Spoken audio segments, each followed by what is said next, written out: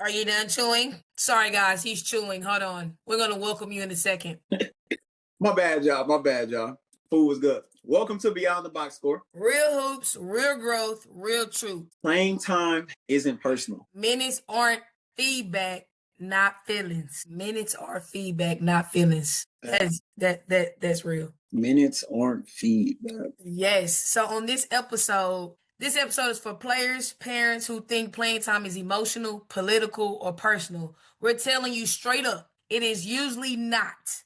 Playing time is information, it's feedback, and how you respond to it. It tells us a lot about who you are and your maturity. Yeah. We're going to break down why minutes are earned the way they are and how that changes by age and why taking playing time personal slows down development. We're also talking about character, faith, mentality, and how this also ties into recruiting. Let's get into it. Playing time, I think, is the number one issue in basketball, period, team sports. Because everybody want to play. Don't nobody want to sit on the bench. But what kids and people and players at all different ages don't understand. Maybe not your little kids. Maybe not the kids that are just starting. I do think everybody should play if you just started basketball, But there's different levels to this. So with that being said, what are some key characteristics that a player should have to make sure that they solidify their starting spot or their playing time? Like what are some characteristics that coaches look for to build trust within their players for playing? Are they coachable? Do they do things consistently? Are they hard workers? Are they gym rats? Do they have knowledge of the game? Do they have passion for the game? Some people that love, some people, like the game, and then there's other ones that go out there and actually have passion for it and play with the emotions. Yeah. I think playing time, you do have to have those characteristics, but then on top of all of that, what if you have a player that is not playing as much as they want to, and maybe they are following all of those things? Then what? Are you willing to continue to do the little things and get better? Are you willing to maybe even do more than what you were doing before and do a little bit more to just kind of get you over that hump? But I think my main thing for those players is trust the process and don't let, that discourage you. Don't let your confidence shy away. Just understand that at some point it will be your turn. At some point it will be your turn. So then my question would be to the players out there, what are you doing while you're waiting? Are you still working? Are you still trying to understand the system that you're in? Or are you still trying to develop the things that you need to develop so you can get in the game? Or are you sitting on the bench watching the game and understanding, oh, she just turned the ball over. So if I do get in the game, then I need to make sure that I don't turn the ball over in this aspect, in this way. Like there's many ways to make sure that you are still engaged, even though you're not playing the way that you need to play. Because this is a lot. This is another reason too why I love team sports, is because basketball is a team thing.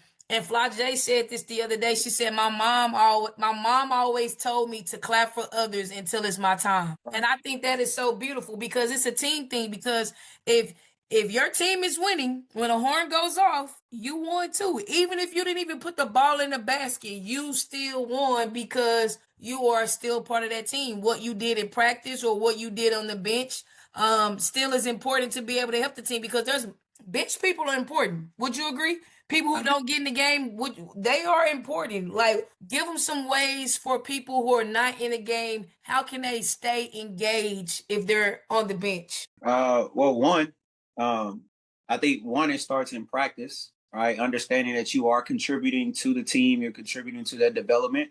That starting group needs to sharpen up, because if you're not helping them, then they're not going to get better as a team. And then two, like you was just saying, be able to clap for the people that's ahead of you. I think that's very important. And that just shows that you are thinking outward and not inward. Being coachable, being ready, being locked in, like giving energy, because energy is contagious. And if you're over there on the bench and you soaking because you're not getting in, man, that trickles in. When you look at high level programs that are winning. You're looking at the NBA, WNBA, those bench players, they be lit and you can feel that energy, right? So I think just staying locked in, man. And before we continue, I just screenshotted this off of Twitter.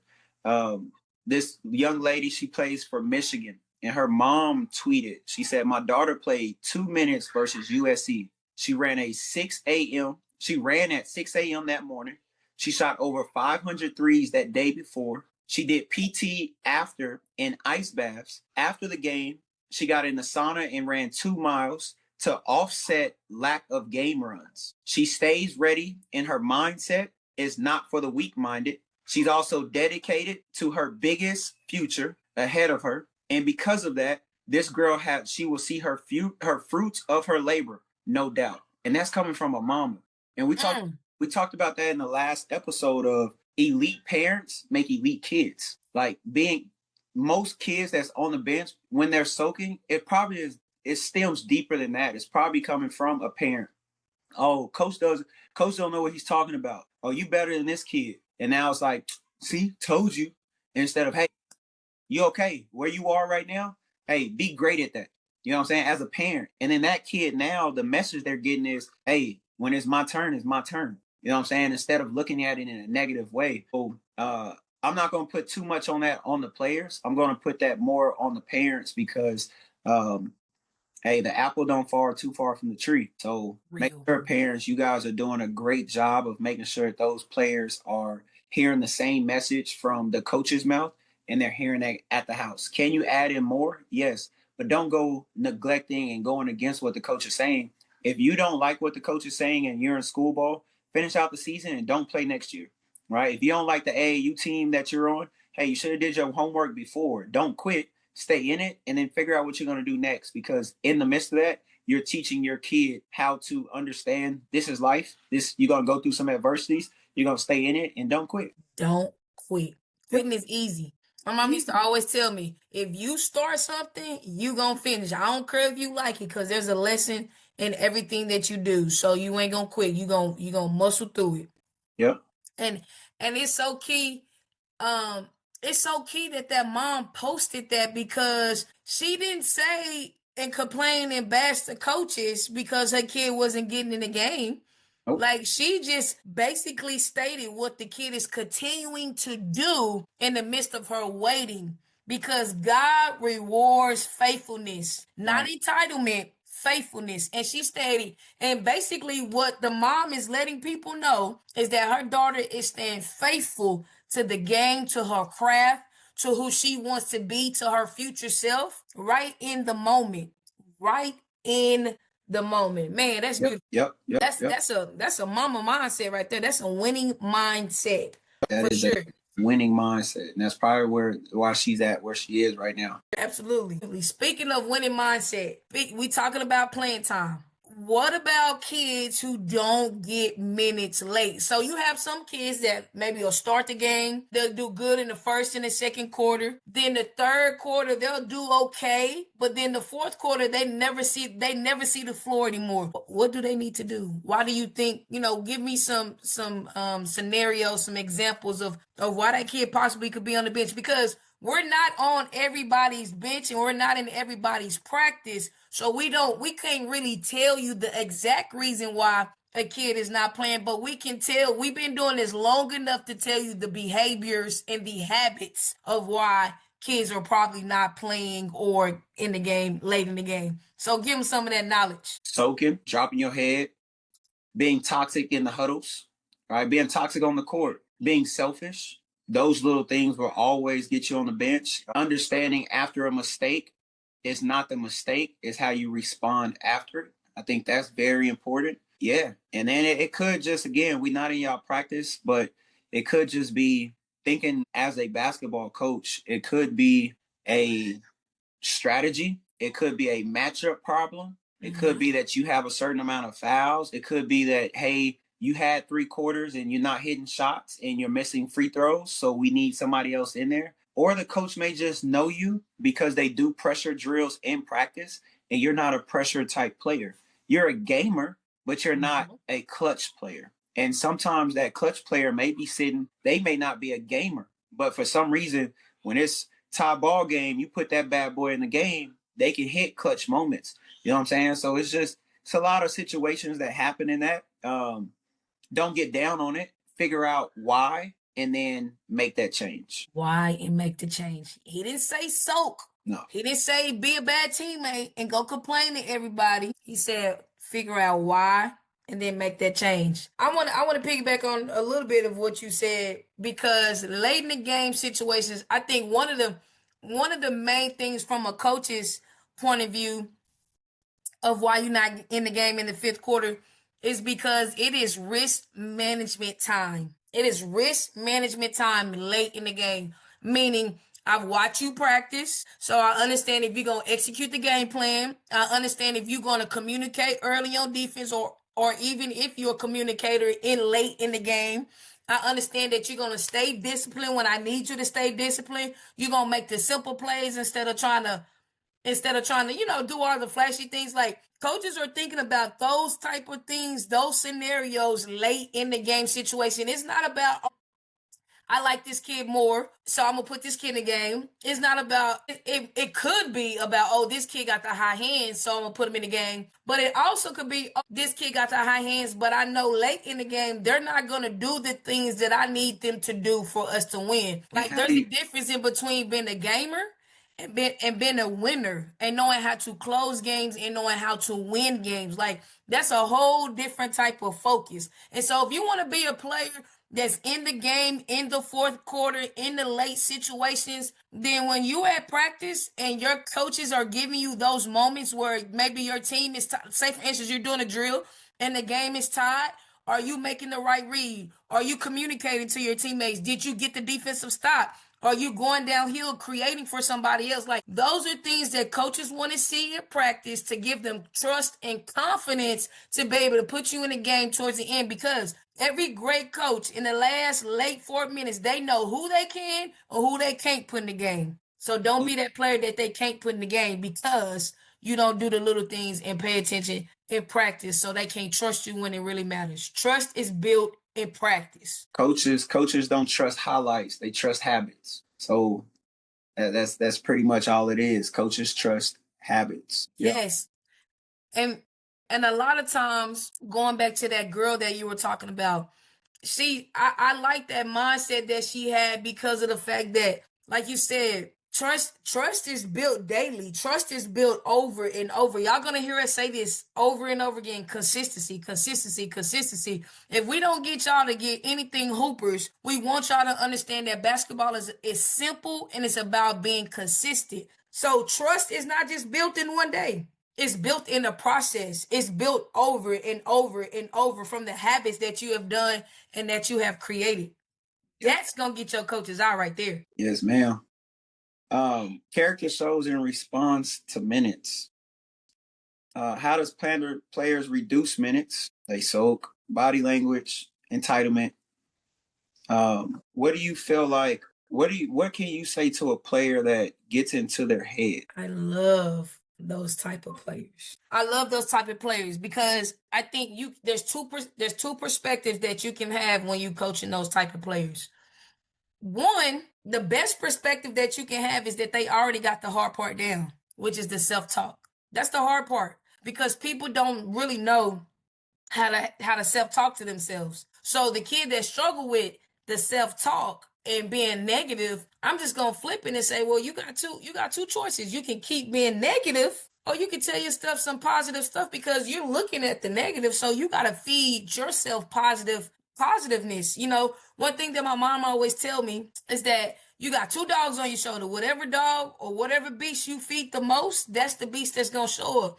Just like when it comes to Christianity in our soul, when we are pouring into the world and trying to do fleshly things and falling into sin, Like, and we're feeding that, and we're feeding that spirit. We're doing what the world wants us to do, and we're not feeding our soul. We're not reading God's word. We're not worshiping Him. We're not listening to His music. We're not allowing His word to be on our heart. Then the worldly things is what's gonna show up in tough moments. So I think it's important for kids that struggle with self talk is to, in that moment, is this hurting me or is this helping me? Hurt means I can't keep moving forward. If you know what I'm saying. So helping is okay, I missed it. So the next thing is let me respond different. So I just think that players have to understand in that moment that things are not gonna always be perfect.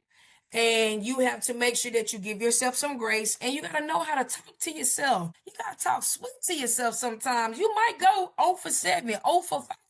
But what are you telling yourself in those moments? You already got your coach yapping and doing all this in your ear. You might got that negative teammates that saying, man, come on, man, you ain't never hit no shots, blah, blah, blah. But so why would you be the one telling yourself the same thing that they're telling? It's okay. You got the next shot. Come on, we got it. I practice on this all the time. And your confidence comes from your work. So if you're talking to yourself negative, go back to your work that you've been putting in and be confident in that. Because the work don't lie. The work don't lie. And I'll be telling my players, man, if whoever your best player is that you idol, right? Like let's say mine is Kobe Bryant. Will you talk to Kobe Bryant the way that you're talking to yourself? And if you can't do that, then you have to give yourself grace and you need to treat yourself the same way that you treat the person that's in front of you.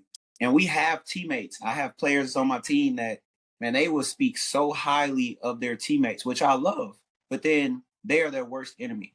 They tear Yes. themselves down like, oh, I can't shoot. Somebody, they teammate can go 0 for 10 and they go 0 for 2 and they like, I can't shoot. And they tell the player that's 0 for 10, hey, keep shooting. You got it. Hey, be that same person to yourself, right? Good with being a great teammate. You have to be a great person to yourself as well. Because this game is all about everybody does skills training and player development. Like that's very important. But the game No, is everybody don't do player development. Sorry. You might do player development, but everybody don't do that. the game is 90% mental, 10% skill. So at the end of the day, what's between your ears is the most important piece. And what's between your ears? That brain, self-talk, what you listening to, what are you digesting, right? What are you reading on TikTok? Are you reading sad quotes? Are you reading positive things, right? Like the more that you can intake positive, the more that you're going to be able to pour it out. And I think social media is taking a toll on these kids because they always see the negative and somebody's always pointing out the bad, right? So by the time you missed the shot and now it's like, dang, somebody gonna laugh at me or they gonna clip me. They gonna put me on TikTok saying that I sucked or I just airball. Bro, take that out. Right? Like Right. you gotta intake, you gotta digest more positive things in your life so that you can be a positive person. Absolutely. Because your response is important, not just on the court, but in life too. Like you're gonna have trials in life. It's gonna be a time you might not be able to pay that light bill. What you gonna do? It might be a time when your husband or your wife wants something to eat, but you done had a bad day at work and the kids still hungry, and you gotta figure it out. Like it's all up really about how you respond, and it's a life skill that basketball is teach you how to respond. And that goes a lot with character. That goes a lot with character. I think some of the best basketball players have great character skills. Now they all might not be great people, but they have great character skills. And I think that it's very important to have great character skills to be able to work with the team. Because we are talking about minutes, people. So you don't want to be that player that don't get minutes because your self-talk is bad. Because that is something that you can control. You can control how you talk to yourself. You might not can control how the ref calls a call. You can't control how when your coach puts you in the game. You can't control none of that. But what you can control is how you talk to yourself and how you respond to mistakes. Don't be that person that respond to mistakes with bad body language. Coaches don't have time for that. That's going to be the first thing that gets you to the end of the bench is when I'm trying to correct you and I'm trying to coach you because that's what a coach is supposed to do. They're supposed to correct you and teach you so you can be better. If I'm talking to you and you looking like and you're not paying attention and your body is all slumped over, That's the first thing that's gonna be like, oh, you don't want to hear what I gotta say? Next person up, let me let you go to the end of the bench. And then there you go, missing out on an opportunity for you to be successful. Right. Yeah, you got people that shape the room, and then you have energy vampires. And the ones that come out and just suck the life out of your coach, suck the life out of the players, those are the ones that hurt the team. They hurt themselves. And then you always hear, especially in the youth side, man, I just want to coach basketball. I'm not here to coach attitude and effort. Right. Don't be that player where that coach even has to say that. Just Right. I'd rather have it's two kids. There's one that has no skills but give me 110% effort. There's one that has all the skills, but I always got to coach their effort. I'd rather take the kid that no skills because I know with the effort and their attitude, their positive mentality, they're gonna make the team better. It's gonna make the environment for me to coach them better. They're not gonna be selfish and they're gonna level up because of the mindset that they have. This game is 90% mental, 10% skill. Point blank, period. Yeah. So I got a question for you because you are one of the best AAU coaches, one of the best skill developers in the state of Texas. Yes, I said it and I'm standing on it, period.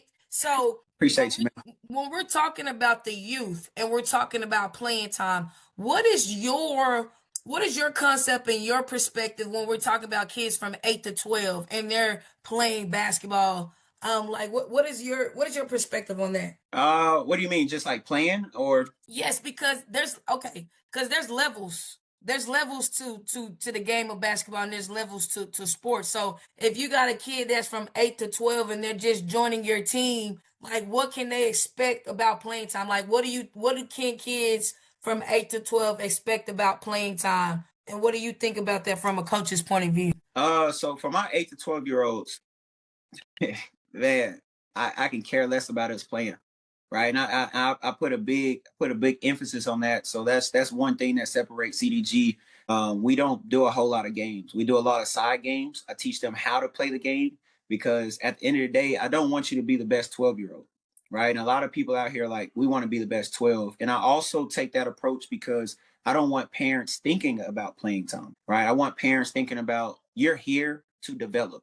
Not you're not here to play on a weekend and get some trophies. You are here to develop. And that's the reason why you chose CDG. So to be honest, like we don't really talk about a whole lot of playing time. I carry 8 players on those type of teams where playing time is not even an issue. So we just get up and down. They get to play.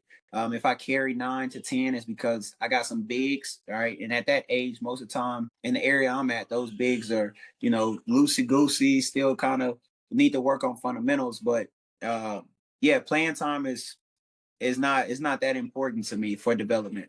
Playing is, all right. That's a big difference. Yes, because playing time is developmental, but I think that's good that you do skill games and things on the side because it is still developing the skill. I think when kids are from 8 to 12, I think they should really focus on the skill of the game, learning the language.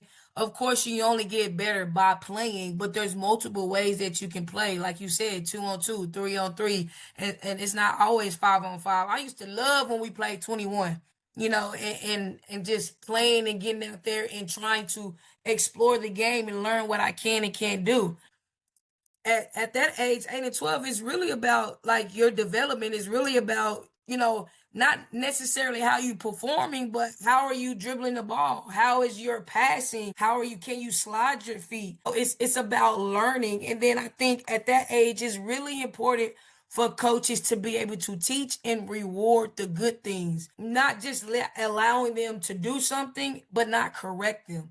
I love refs that are refing 8 to 12-year-olds who are just started Yep. and they got the whistle in their mouth and they talk about you get out of the lane, that's 3 seconds, or get your hands off because they're at the stage of still learning and develop and they should be taught, and so I think coaches who are coaching kids in the youth is very important to teach the game. Don't let them keep traveling. Tell them that that's a travel and hold them accountable for traveling so they can become better. I think more side games at practice and coaches actually coaching is a big difference.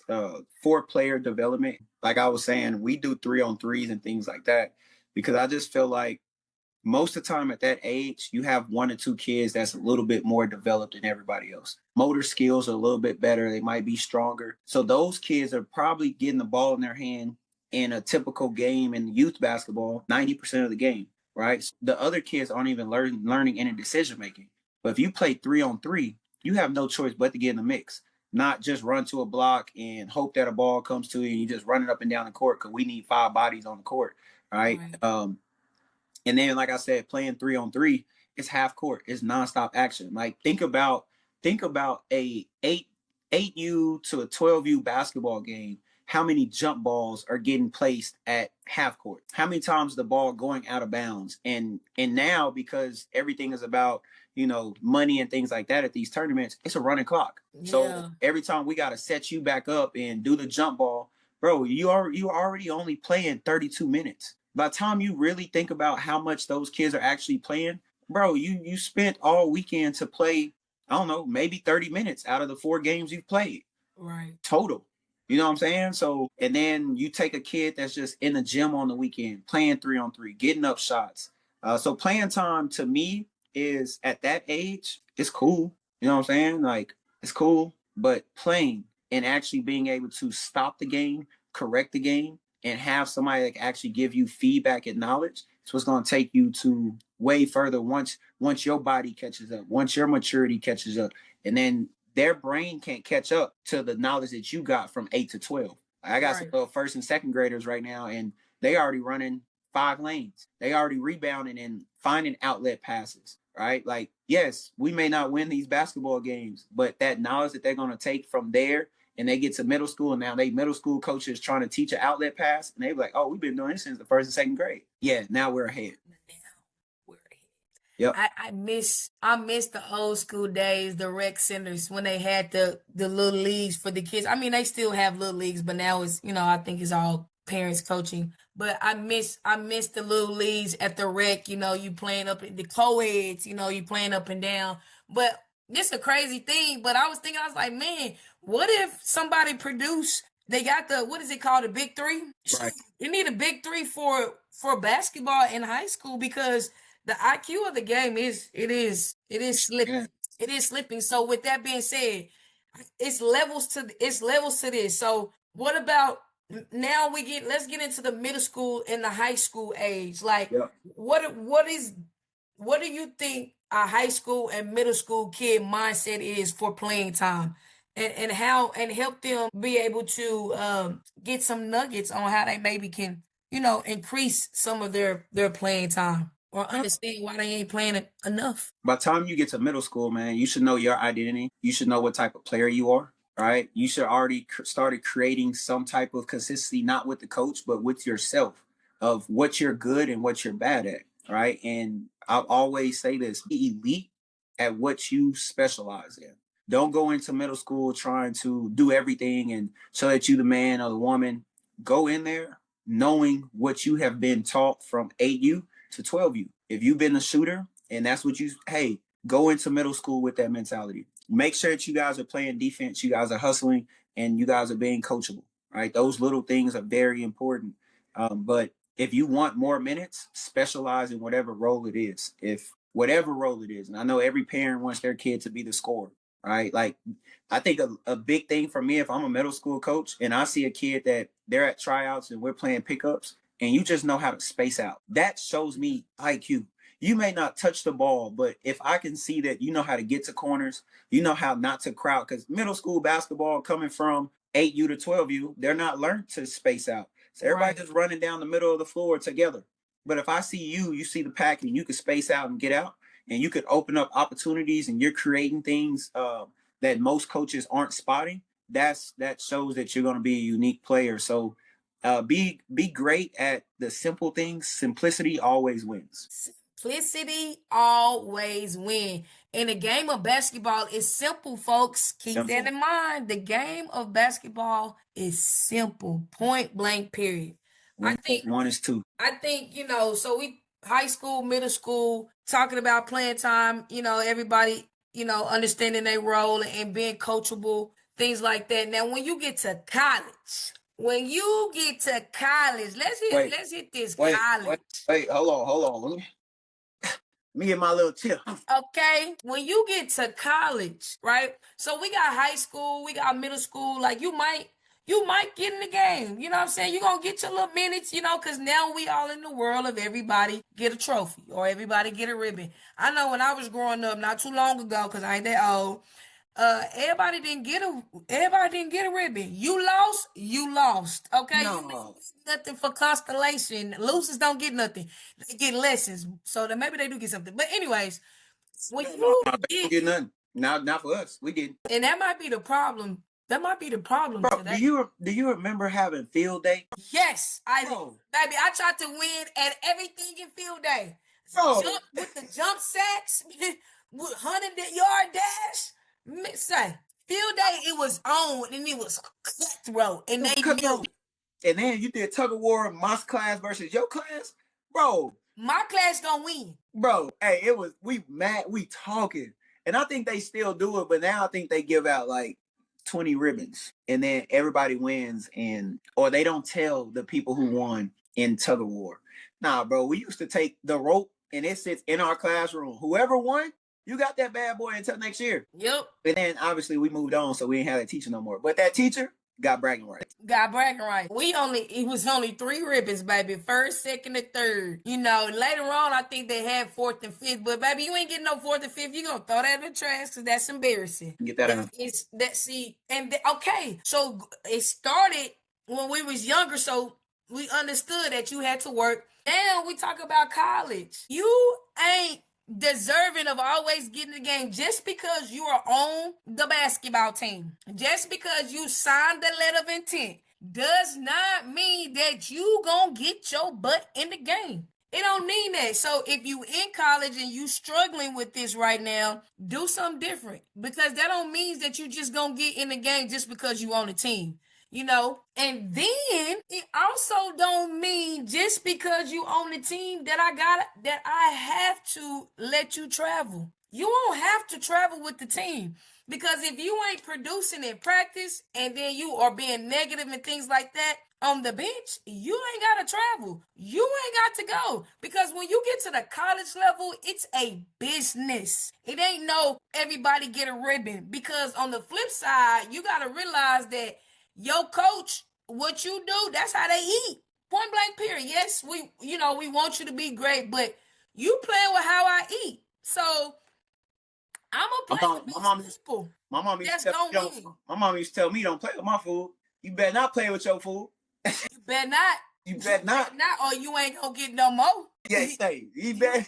Or you ain't gonna get no more. So with that being said, when you get to college, you don't have to play. You don't have to get in the game. I don't know if some of y'all watch Texas play, South Carolina play, even watch Auburn play, Notre Dame play. Like if you really UConn, baby, they is playing 7 to 8 people. They ain't playing their whole bench. It's some people that's on that bench that are probably on some of those benches that are probably never get in the game. Never. But they okay with accepting their role. They might not never get in the game. But then it goes back to what are you doing in practice? Because obviously something that you're doing in practice is not translating over to the game. So high school report cards, when you get your little team stuff or whatever, your calendar, it says your schedule. It says girls athletics. Yes. When you get to college, that says women's basketball. Women. And I think the reason why a lot of kids don't survive college is because their maturity level doesn't grow. They don't understand that piece. If mom and daddy is not here, like you signed this letter of intent, you are now here. Mom and daddy dropped you off. You are staying in these dorms, and now you have to be a grown woman or a grown man, and you have to understand what's going on. You either need to get better or you need to be mature enough to listen to what the coach is saying and apply it. Because nobody's about to hold your hand and walk you through this no more. Right. And that's where it starts before you get there. You better find the right people that's going to make sure that you get right. Right. Absolutely. And then too, another thing is you coming from high school to college. Sometimes in high school, or majority of the times, you play by default. because you're the best player on the team, or you score the most, or you're the best defender, so they don't have anybody else to replace you. But ding, when you get to college, everybody is replaceable. What Beyonce say? To the left, to the left. Everybody Everything is I turn out the window. That's your that's my anyway, yeah. So everybody's replaceable. Like, everybody's replaceable. So what you're not doing, the person that's sitting on the bench that trying to get that playing time that we've been talking about, Yep. you're trying to figure out how to get on the floor. Yep. Then when I'm in high school and I'm the star player, my leash is totally longer than what it'll be when I get to college. My leash ain't gonna be the same, because when you're in college, your mistakes or decision making, your understanding, like, it's quick. It's quick. Like, you gotta make those decisions quick. And then, so if you're not doing what I asked you to do and your decision making is not the best, and then somebody else is sitting right here for that same opportunity that they've been waiting on, you got to get it together. You got to get it together. So just know this: playing time is earned from your habits that you do and practice. If somebody else told you different, don't listen to them. Listen to me. I'm gonna tell you again. Your habits are formed in practice, and that is what's going to get you in the game. So if you're not creating good habits or producing good game winning habits in practice, well, you better look the other way, because the coach is going to look right over you. Because if I can't trust you, I am not putting you in the game, because playing time is built off of trust, and it's about what you do in practice that's going to get you the minutes on the floor. Coaches don't trust highlights, they trust habits. Period. So what habits are you creating as a player? Hey, if you didn't get that message, I don't know what to tell you. The point blank period. Grow up or get out. Sum it up. Grow up or get out. That's it. Deuces. Beyonce said to the left. She said it. We gotta make a song. We gotta make our own. Out the gym, out the gym. If you don't want to get out the gym, yeah, we're gonna get that right. Yeah, we gonna drop some bars for y'all. Yeah, We got gonna you. work on that. But do know, do know you can get up out the gym if you Yep. ain't ready to work. You Yes, got to be man. ready to work. You got to, man. And I think you gotta have that mentality too of going in like, I want to be the best. You know what I'm saying? I feel like some people get so complacent in high school because they were the best there that now you in college, like you said, man, everybody there is good. You know what I'm saying? Now can you compete against them and survive? You know what I'm saying? Can you compete against them and beat them out while doing the things that the coach is doing and asking for? And that takes a whole nother level of maturity of just, bro, I'm about to go in here and I'm about to give it 110% every practice. And like Iverson said, we talking about practice. Yes, we talking about practice, AI. Yes. We talking about practice, bro. Yes. Yep. Like, to sum it up, talent gets noticed early. Habits determine your longevity, because your habits are what you depend on when it matters. So if you trying to be like AI and you talk about practice and you ain't doing nothing in practice, then you ain't gonna do nothing in the game. Hey, man. Hey, you can't this ain't no light switch, man. You can't turn this bad boy on and off. It just don't work like that. Okay, so I have two made up players for you. Okay, let's get in the mind of one of the best coaches in the state of Texas. All right, so I have Kokisha. All right, Kokisha. You gotta get a nickname. Coco. Coco. All right, Coco. Coco. Okay, so I got Kokisha. All right. So Kokisha is a returning player for your program. She's been in your system. She understands your system. She understands what you want. Kokisha ain't never really been she was the star of her team coming from high school, leading scorer. And so when she got to college, she wasn't the leading scorer. She was not really playing. She didn't really play. Mm. She didn't really play because she didn't understand the transition from high school to college. Yeah. So she played, so she set out for a year pretty much, but learning. So now this year, so one of the things that she struggled with, like, she didn't understand how to put multiple days of good practice back to back. So she would have one day of good practice and then have a bad day. She would have 3 good days of practice and then have 3 bad days of practice. Like, so no consistency again. No consistency. She wasn't consistent. All right. So fast forward now to this year, she's putting together 3 or 4 good practices together. She's putting those things together. She's getting a little bit more minutes, right? But she's still not starting. She's not starting for you, but she's getting better. Okay. So that's Coquisha's story. All right, look, Coco. So now we got Jennifer. Jennifer is a freshman. She was the first team. She was first team all district. She was defensive player of the year in her district. All right, and so she's a freshman coming into your college. Coquisha, I mean not Coquisha, I'm sorry. Jennifer starts for you. Jennifer came right in and she starts for you. Okay? Why? She just first team audition. That's all I got. That's all you got. Okay. That's all you got. She starts for you, and Coquisha don't start for you. She been in your program. Okay. So why is Jennifer starting? And why Coquisha ain't starting? She been in your program. Jennifer come in. She's a first team all defensive player of the year. She can score buckets. She comes in and she starting. And Coquisha started our first year not being consistent. Yep. Second year, she's getting better, but the consistency's still not there. Yep. Consistency still not there. Yeah, I'm gonna go with that freshman. Why you going with that freshman? Why is she playing? Bruh. Obviously, she got to be impacting the game some type of way. All right. Two, she knows how to compete because you said she was all. What was she? What award she First got? team all district, and she was the defensive player of the year in her district. Defensive player of the year. So effort, attitude, relentless. Right. She's okay with doing the small things, the intangibles. And then she has obviously she got to have a growth mindset. If you're in the starting rotation, like you're okay with taking whatever the coach is saying. But Karkisha, Coco, uh, hey baby, you almost out there though. I mean, the fact that a college coach even brought you back after having inconsistent practices is a big round of applause for that coach and that program because most programs are not doing that. In today's game, hey Talk bro, to him. there's somebody else out there that's feeding for the transfer portal. Like, bro, come on now. And you know, and it happens. It happened in the movie Love and Basketball. And she was like, what's one thing that she said, don't ever let a freshman take your spot. Hey, but that freshman though, in the movie Love and Basketball, and I'm pretty sure the same situation that's going on with Jennifer is was mature. She told her boyfriend, "Hey, I got curfew, and I don't care if you mad at me or not." You know what I'm saying? She making sure that she's putting in the hours, and she came in with that little freshman mistake of holding up her follow through and staying there, and then her coach told her to go to the side and hold it up for the rest of practice. She didn't post tripping. She just did it.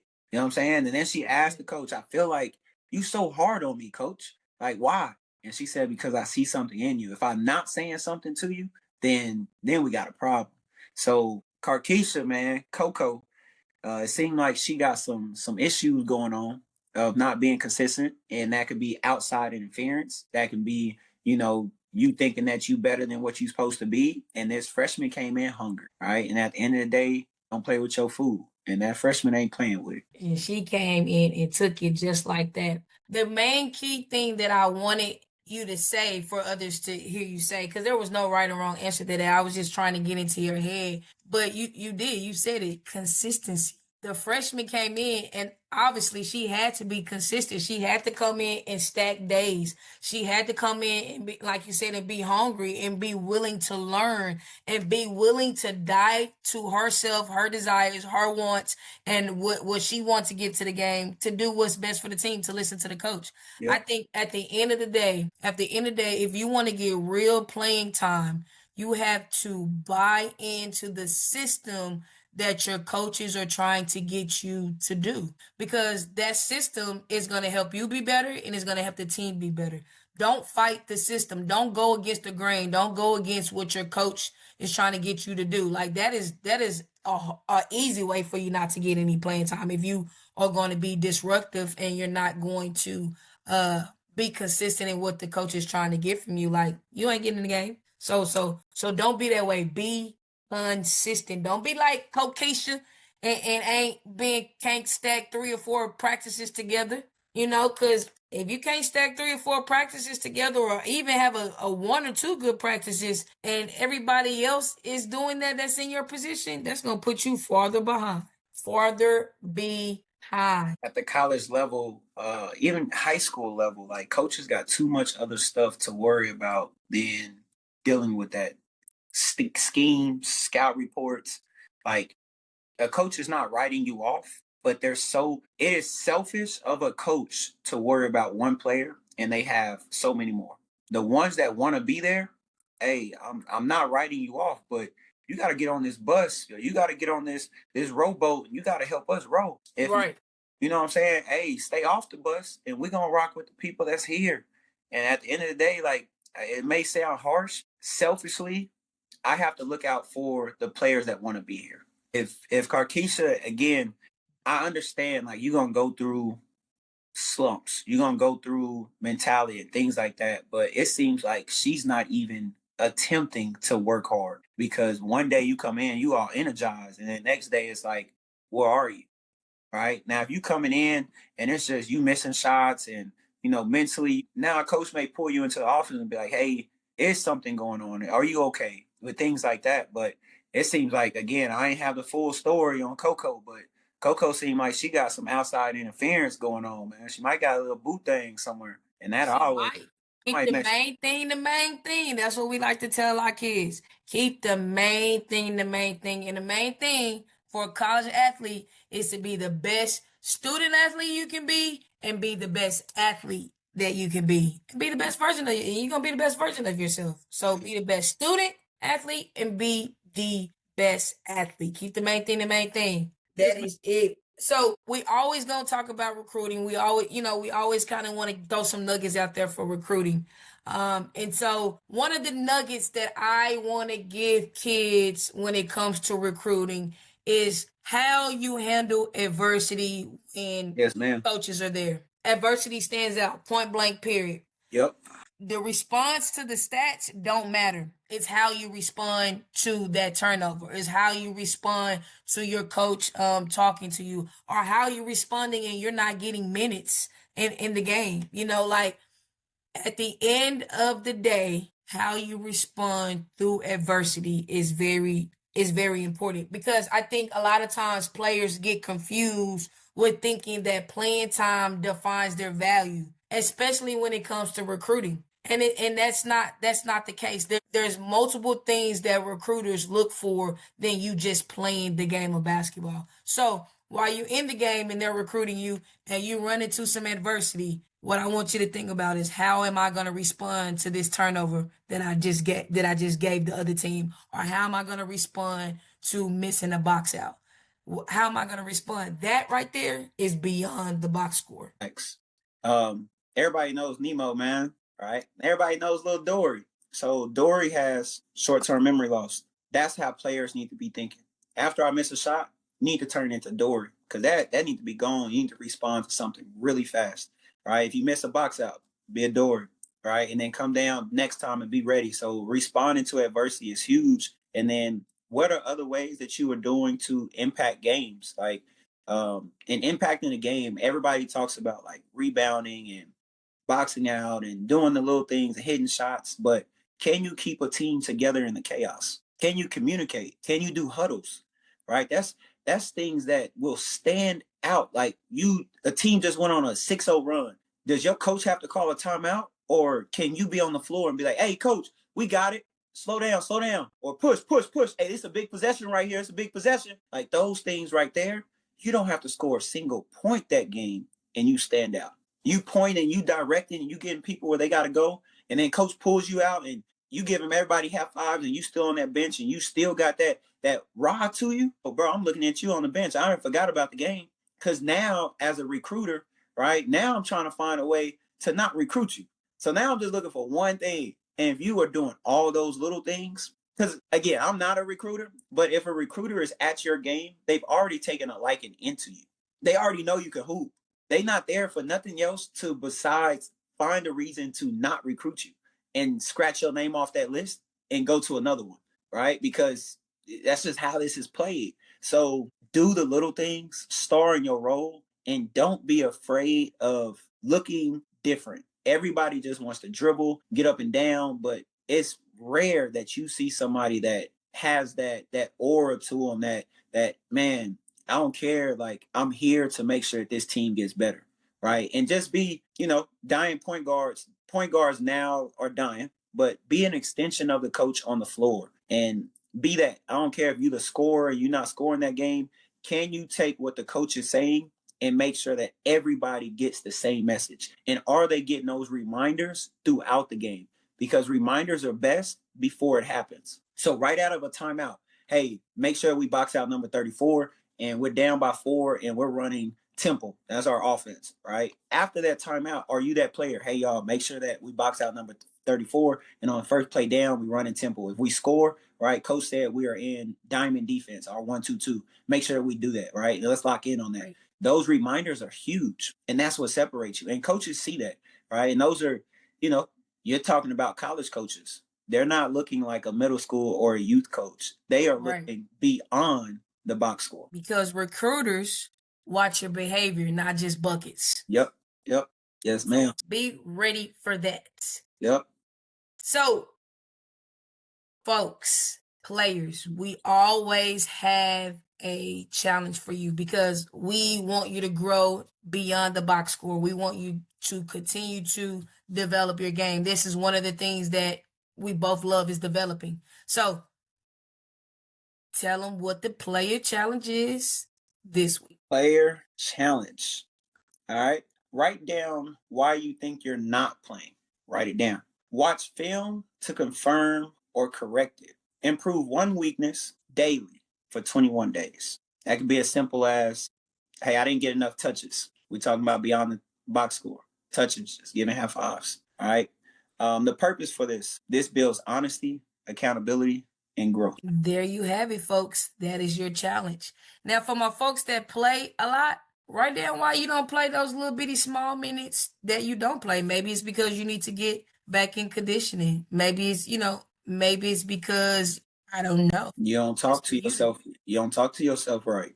Oh yeah, that too. But we don't know. That's for you to figure out. So challenge yourself and remember, truth leads to growth and God blesses humanity. I said humanity. He does bless humanity, but I meant humility. God blesses humility. So stay humble, folks. Stay humble. Keep chasing. Keep working because remember, playing time ain't personal. It's about the habits that you're creating in practice that's going to get you the minutes on the floor. Playing time isn't personal. It's information. And how you respond to that information determines how fast you grow. Man, I think that one, and how you respond to that information determines how fast you will grow. It's levels to this, baby. It's levels to this. Facts. I hope you guys tune in with us for our next episode. Our next episode, we're going to be talking about why defense is important. Why defense bring you that currency, that money, that ching ching. And why it keeps you on the floor when your shots don't fall. Like, man, look, I'm not even going to dive into that right now because there's so much that I can say. Y'all better tune in because the next episode is going to be crazy. Going to be crazy. This is Beyond the Box School. Yes. Minutes don't judge you. They teach you. Yep. And we out.